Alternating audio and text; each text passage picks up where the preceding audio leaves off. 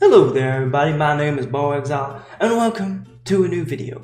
Today I'll be talking about my predictions for the new season, the Barclays Premier League, the best league in England by far, and maybe even the best in Europe, but that is of course debatable. So as it's nearly going to start, I'm going to show you my predictions. We're going to go from who's going to be last, the three that are going to be relegated, go up the table and see who will win this year, 2017-2018. So the team that will be bottom, in my opinion, will be Burnley. The thing is, Burnley have been able to hold on for like ages now. They've been in the Premiership. I've been looking at the transfers lately and they haven't acquired any new players. That's why Burnley are going to get relegated in the 20th position. Next we have Brighton, newly promoted as well. The thing is, the Premiership is such a difficult league. I don't think they have the manpower to stay in it, as they've never been in it before. Whilst I want Brighton to do well since I've never seen them in it, I regret saying they will finish 19th and will be relegated as well as Burnley. And the third team to be relegated will be Huddersfield. They have been breaking their transfer records with all the money that will be coming in. And again, exactly the same case as Brighton. I don't think they have sufficient funds, resources to do the whole season and get the results to stay in the Premiership next season. Now, just outside the relegation zone, I'm going to say in 17th place, Swansea City. The thing is, they could make it maybe a bit higher, but there's a risk that their best player, in my opinion, Sigurdsson, could be leaving for Everton or another top club. It'll be difficult for them to get real good results, so they'll just about make it out of the relegation zone, but only 17th place. I'd say 16 would be Bournemouth. I like Bournemouth, I like Eddie Howe, the manager, and the whole team in general. 15th we have Crystal Palace. They've been buying a lot of players as well. They've got a new director, they've got a new manager and everything, so as I don't really know, this is maybe a season for them to regroup, to get better sponsors, and maybe next year they can go up and eventually maybe challenge the title in a few years, I don't know. 14 is Newcastle United, and with Rafa Benitez, anything can happen, so they could finish 14th, like they can finish in the top 5, I have no idea what's going to happen to Newcastle.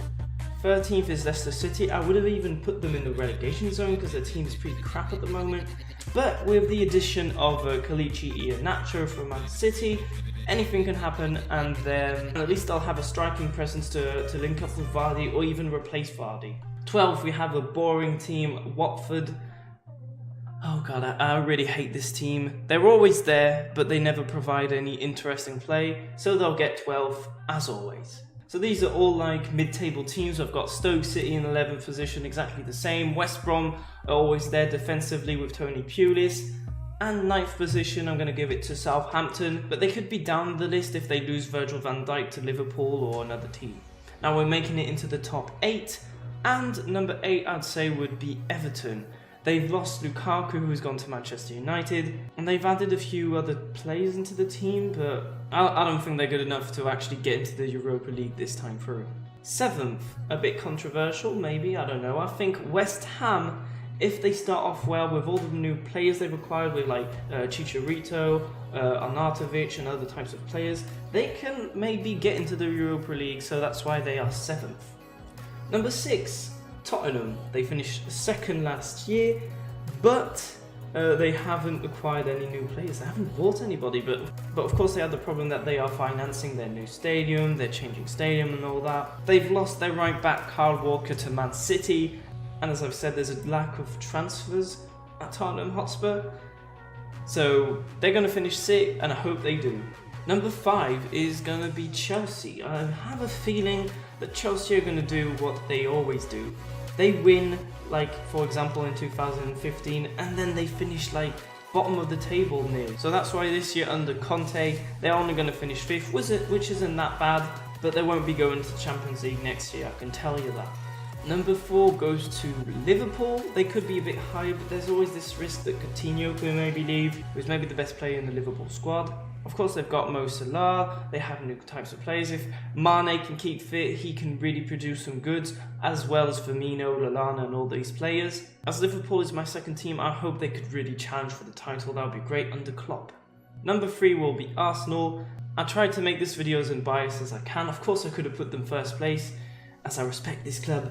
But yeah, I think they'll finish third. They do have the abilities, the capacities to go further, but we always fuck up at like December or anything. There's always something that's going wrong at Arsenal. That's annoying, so we might as well, we can win it, but we can also finish 10th or something.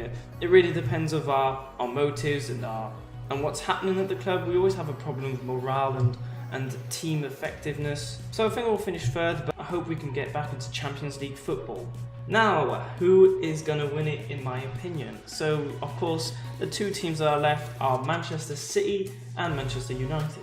Manchester City have bought loads of defenders, which they really needed because John Stones is pretty bad, and the other players that they had were like 30 or more, which in football is pretty old. So they've got some players from Monaco, they've got Kyle Walker, they've got Bernardo Silva, they have loads of players, but the problem is, can they actually link up for Pep Guardiola and really win the title?